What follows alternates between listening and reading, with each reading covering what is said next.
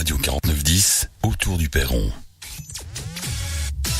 Avec le retour du beau temps, nous nous sommes rendus au château de Franchimont et nous avons rencontré Patrick Hofsimer, l'archéologue des Compagnons de Franchimont, avec qui nous avons fait le tour des nombreux chantiers et des nombreuses démarches en cours pour cette année 2018. Premier chantier, nous nous sommes rendus sur la terrasse qui surplombe la haute cour et nous avons discuté avec lui de ce chantier assez important et assez visible, notamment en raison de l'échafaudage assez important qui l'entoure. C'est le chantier de l'aile nord-ouest du château. On a 2 épis de pierre actuellement dangereux qui ont fait l'objet déjà d'un grignotage il y a plusieurs années, mais qui doivent faire l'objet d'une nouvelle intervention, ce qui explique la présence d'échafaudage pour le moment assez impressionnant, puisqu'ils ont été achetés pour un montant global de 40 000 € et en partie subsidiés par les services de la maintenance à la région wallonne. Par ailleurs, sur le même chantier, il va y avoir une autre intervention qui consistera à remettre de la maçonnerie entre les épis de pierre en question pour redonner un peu de la matière et être sûr qu'il soit correctement consolidé. On va aussi dans le même temps renforcer le linteau de la fenêtre du côté nord qui est dans un état assez inquiétant également. Et ce chantier-là, on l'espère, devrait se faire durant la bonne saison actuelle, donc jusqu'à l'automne 2018. Alors la question qu'on a posée ensuite, c'est de savoir remonter, ok, mais jusqu'où ?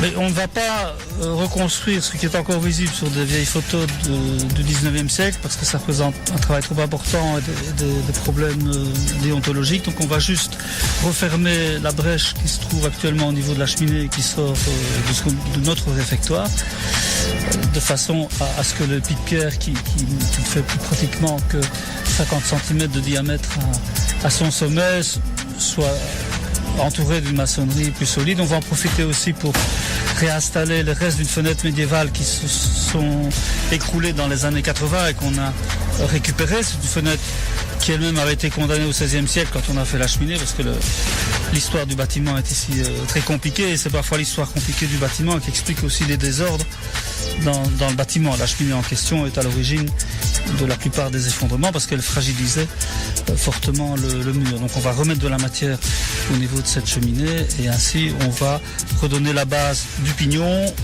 qui était sous toiture, mais on ne va pas aller jusqu'à reconstruire le pignon sous toiture. Pour le deuxième chantier, nous nous sommes tout simplement retournés, donc nous sommes toujours sur la terrasse qui surplombe la haute cour et nous avons regardé en direction des escaliers du donjon et nous apercevons là une ancienne cheminée. C'est en fait la cheminée de l'ancienne buanderie. En face de nous, on a un chantier qui est quasiment terminé, donc ça a été la restauration de la cheminée d'un local qu'on appelle la buanderie. Donc je suis tout à fait certain que c'était la buanderie, c'était peut-être une ancienne cuisine, mais enfin peu importe. Et donc là, il reste simplement à couvrir le mur de tapis végétaux de façon à avoir une bonne isolation thermique et aussi un meilleur effet esthétique. Nous sommes ensuite redescendus de la terrasse.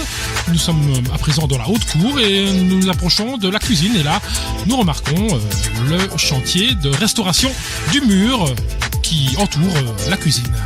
Le chantier sur lequel on travaille pour le moment au niveau de la cuisine consiste à remettre de niveau le mur qui séparait la cuisine de la haute cour, car on intègre dans ce mur-là la fondation de 2 mâts qui serviront à tendre une toile tendue, donc un vélum que la commune nous a offert à l'occasion de nos 50 ans, mais qui demande à être plus correctement maintenu par des mâts que ce n'avait été le cas au moment de septembre de l'année dernière.